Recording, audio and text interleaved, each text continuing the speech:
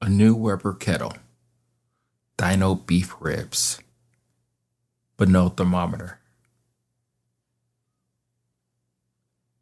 What the hell was I thinking? But I did it anyway. I smoked that piece of meat. It came out flawlessly.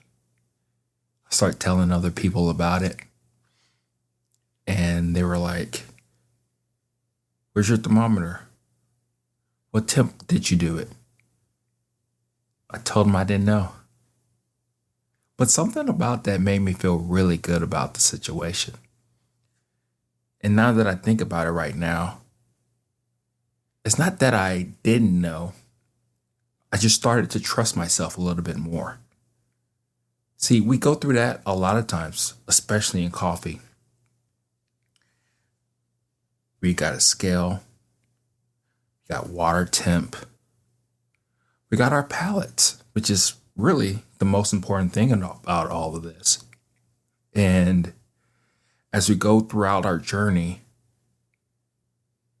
at first we're trying to get it right, but since we don't know a lot, we are less rigid, more free, trying to do the things that we want to do with our coffee. But something about the journey, as we keep going down it, we start to psychoanalyze everything. We're starting to be anal about all of it.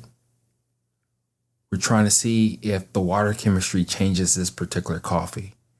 We're starting to pay attention to drawdown and how that affects the taste or the acidity. We're playing around with different brewers, seeing if we can get anything out of them. Those are the games that we're playing with ourselves. And of course, we're measuring with a TDS meter in my case, or a scale in majority of our cases. And we have a ratio that we like. And we just kind of keep going down this rabbit hole of not so much wonder, but fixation on numbers and dials and all that stuff in order to get the coffee right. But something about those dino ribs and the new kettle kind of gave me that freeing sensation, meaning that I already know how to smoke a piece of meat. I've already done the whole thermometer thing. But the biggest thing is that I started to pay attention a little bit more. I started to feel the meat. I started to see what was happening to that particular meat. I started to pay attention to the color, how that will be my driving force. So even though I didn't know the temperature, I was able to dial it in perfectly, play around with different valves, kind of see where the smoke was coming from. And then start thinking about coffee a little bit, seeing where I'm at with that. I don't think I will for sure abandon the measurement devices that I do have. I think, at least for me, it makes it fun. But when I let go, when I start to just let it be for what it is, I start to realize that the coffee tastes essentially very similar to each other. And what I mean by each other is about the brews that we do and all that good stuff, right? I started to pay attention that I'm more in the moment with all of this. I'm actually seeing it for what it is. I'm actually experiencing that coffee as though it does change, that I'm starting to enjoy the whole ritual of it. Because when you really think about it, one of the clunky things about the actual coffee rituals is the measurements. You know, it used to start with the smell, right? You open up your bag and you smell your coffee. But at least for me, I don't even do that shit anymore. Just grab the coffee, put it on the scale, know my ratio, grind it up. pick which dial that I'm going to pick for the particular coffee, get my filter of choice. And I'm like going down this rabbit hole of the ritual. Then I'm thinking, okay, I do about 50 grams in of the bloom. Wait about 30, 35 seconds, probably a minute, depending on the situation. Probably sometimes I even forget. Then I do one pour. Let it draw down. Then do one more pour. I'm either done or I've decided to do 3 or 4 or 5 or whatever it may be. But when you think about that, that's part of the clunkiness of it. It's part of the ritual that I don't really mind, but now I'm thinking about it. That's part of the things that I hold dear to my heart because I'm measuring. I'm like really thinking about making this thing perfect. I don't want to mess it up. Again, it's that rigidness that I'm talking about here. There's so many different variables in coffee as it is in cooking. But when you pay attention, slow down, and just do one thing at a time, you start to realize that everything is more so the same. One way that I have actually gotten there, or not really started to pay attention so much to the numbers, is by brewing the exact same coffee. It's not my favorite. I've talked about it many times. It's an Ethiopian white honey, and in this case, it's a lightly roasted one.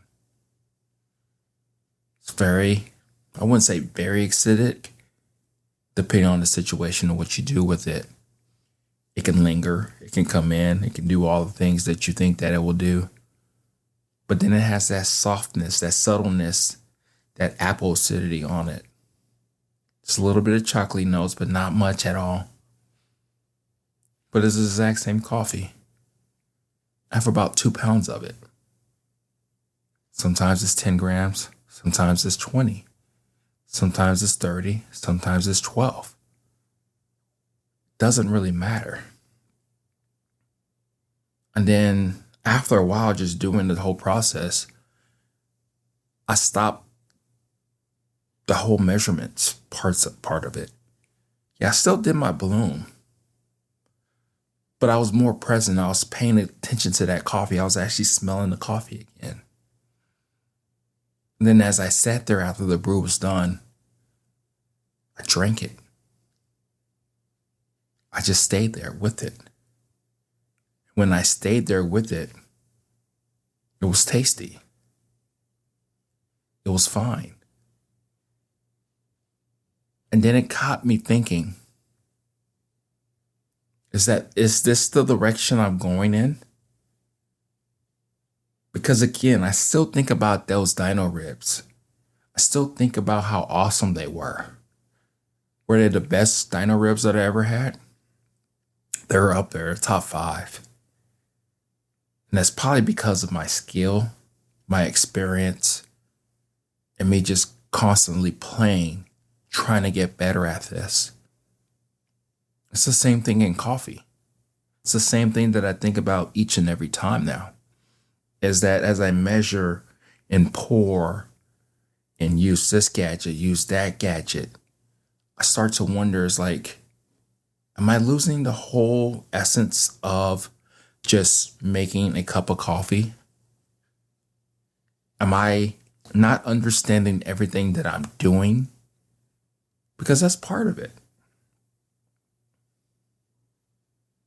So as I sit here with you right now, one thing I do want you to take away with this is that when you feel that you are rigid in the things that you're doing with coffee, slow down, pay attention, and essentially just brew that exact same cup constantly. You may start to measure, but then eventually, hopefully, you'll stop measuring. You'll start to see it for what it is. And then you'll start to realize too, at least in my case, is that the tastes and flavors are very similar to each other. Measurements are not. Then you start to pay attention to other things in your cup. You start to pay more attention to the smell, to the whole process, the whole ritual that you're actually drinking your cup of coffee. And then when you do that, I wouldn't necessarily say that you've mastered that coffee or coffee in general. You're more free. You're more honest. And it allows you to just see where the knowledge and experience takes you in this whole process. Like, for instance, for me, for this actual Ethiopian coffee, I've been enjoying it actually, even though it's not my thing. But I've known or realized that the least amount of time that I measure versus measuring, the coffees essentially taste the same. And those are the realizations that I love to come to. So will I drop my whole notion of measuring? Nah, never. That's part of my ritual. That's part of the things that I like to do in order to understand that coffee. And then really, I think the reasons why we do measure is because we want to be able to replicate that magic of that coffee when it comes out, if it does work.